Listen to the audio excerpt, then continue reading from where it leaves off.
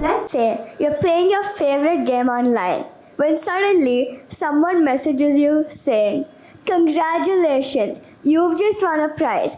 Just click on this link to claim it." Sounds exciting, doesn't it?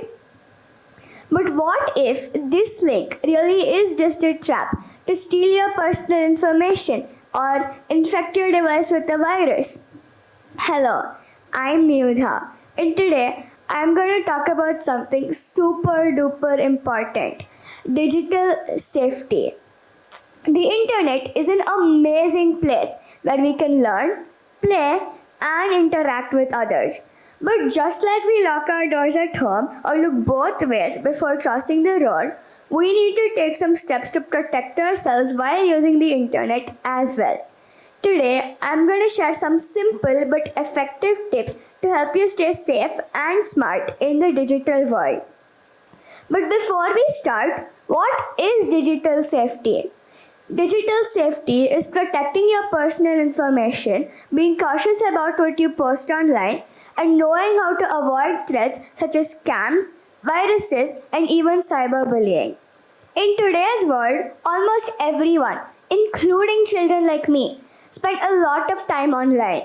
But the current problem is that there are many hidden dangers that a lot of people don't recognize until it's too late.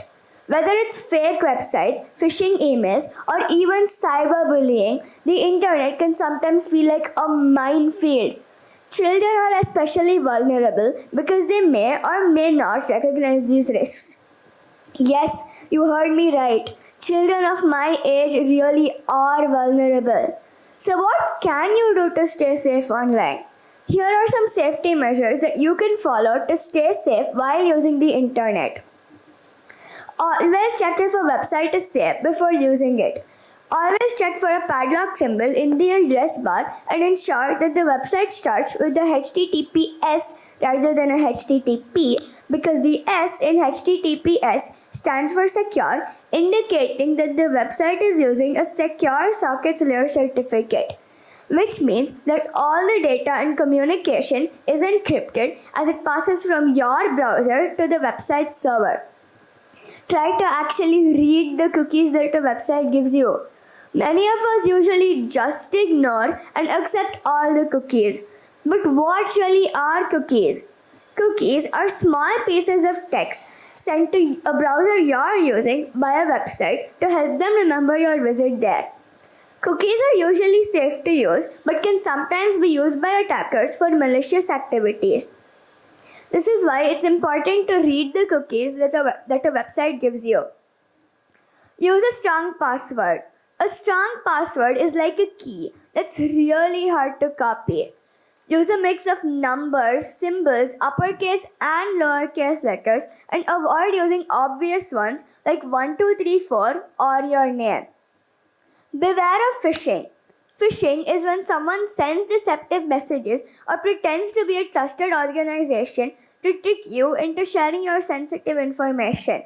You can identify a phishing email by carefully checking the sender's address and seeing if it's really from where it says it's coming from. Or it could even be just as simple as looking for incorrect spelling and grammar. Understand cyberbullying. Cyberbullying is when someone is mean or hurtful to you online. Even if it's just for fun, but it still makes you feel bad, it's considered cyberbullying. Try talking to a safe adult if you're going through this. Enable privacy settings online. Social media platforms such as Instagram and Facebook allow you to control who can see your posts and who can't. Change all your accounts to private so that only trusted friends can view what you share. This prevents the risk of strangers getting your personal information. Use two-factor authentication.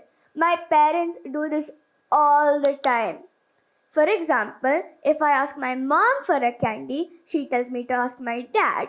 But then when I ask my dad for that candy, he tells me to ask my mom. So in the end, I never do get that candy. Do the same with your devices. Even if a hacker gets your password, they'll need a second code sent to your device that only you can access. Install antivirus software. Antivirus software protects your device from harmful programs. Keep it updated to ensure maximum security. Avoid public Wi-Fi risks. Public Wi-Fi can sometimes be unsafe to use. Avoid logging into sensitive accounts such as your bank account while using public Wi-Fi. Use a VPN, which is a virtual private network, instead. Big companies such as Google and Microsoft also work hard to make the internet a safer place for us. For example, Google's Gmail scans through all emails, and if it identifies that one may be phishing or is suspicious, it moves it to the spam section. Google also has an app called Family Link, which allows you to block and approve apps your child wants to download, manage through permissions for the sites your child wants to browse through, and blocks inappropriate content. These big tech companies also collaborate with governments to enforce laws that protect your child's privacy online. Features like two-step verification and app scanning ensure that your devices remain safe throughout. The internet is like a big magical library with endless knowledge and fun. But just like in a real library, we need to follow some rules to protect ourselves while using the internet as well. By creating strong passwords, avoiding unsafe websites, and using the digital safety tools provided by big companies, we can stay safe while enjoying the internet.